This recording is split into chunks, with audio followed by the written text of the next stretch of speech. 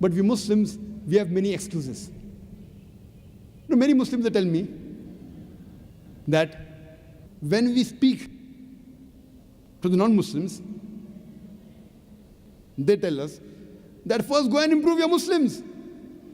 First go and improve your Muslims. See what they're doing, then come and speak to us. So because the Muslims ourselves are not good, they aren't pious, that's the reason we can't do dawah to the non-Muslims. Today, there are hundreds of thousands of Christian missionaries throughout the world. I ask the question. I ask my Muslim brothers, that do you know these Christian missionaries? You know they have alcohol?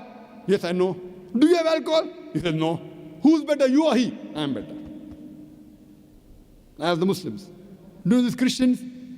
These Christian missionaries, many of them have drugs. Do you have drugs? He said, no. Who's better, he or you? I am better. Now, many of these Christians, they do fornication, they do adultery. Do you do fornication? He said, no. Who's better, him or you? I. With all the defects, these Christian missionaries, with so many defects, yet they are spreading the word of Christianity. Hundreds of them, thousands of them, hundreds and thousands of them. They leave the country and they travel thousands of miles to spread the word of the Bible. Don't give excuse that first go and tell your Muslim brothers. And there are many Muslims who come and tell me, Brother Zakir, first हम मुसलमान को पक्का मुसलमान बनाएंगे, फिर हम गैर मुसलमान को दावा करेंगे.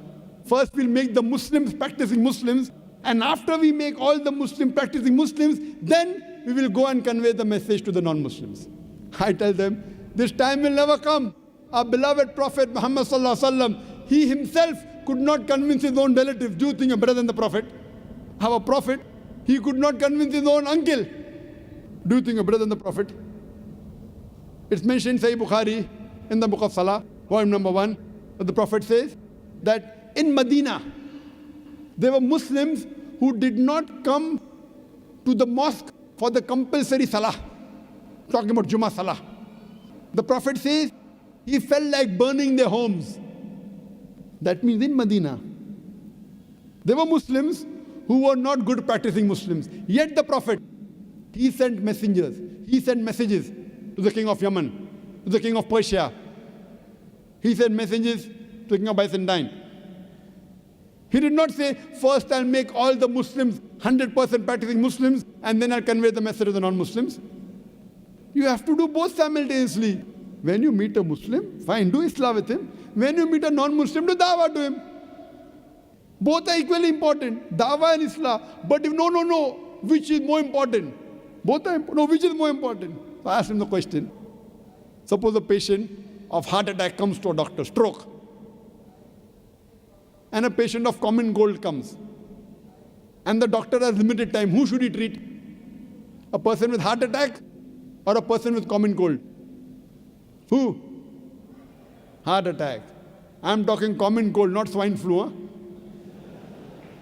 Even if swine flu comes, heart attack is more important. Swine flu, it is a media hype. That's another question, we won't deal it now. So the person is a mushrik. He's doing shirk. If you don't convey the message, he will go to hell. The Muslim Islam is important, but more important is dawah. Actually, both are important. If the doctor has time, you should treat both. The person with heart attack also with common cold. So when you meet a Muslim, do Islah. When you meet a non-Muslim, do dawah. Both are equally important. Do both. You can't say, I'll first make all the Muslim pakka Musliman and then do dawah. That time will never come. Our beloved Prophet Muhammad sallallahu alaihi wasallam in the Hajjatul Wida, in the last khutbah he gave, in the last pilgrimage, there were about 110,000 Sahabas. He asked them, that did I deliver the message to you? And all of them said, Bayshak.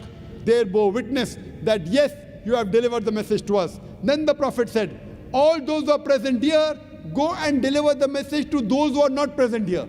And do you know, out of 110,000 Sahabas, more than 90,000 Sahabas are buried outside Arabia. Doing what? Making Musalman Pakka Musalman, making a Muslim more pious Muslim. They were buried outside Arabia doing dawah to the non-Muslims. More than 80% of the Sahabas, they went outside following the commandment of the Prophet, doing dawah to the non-Muslims.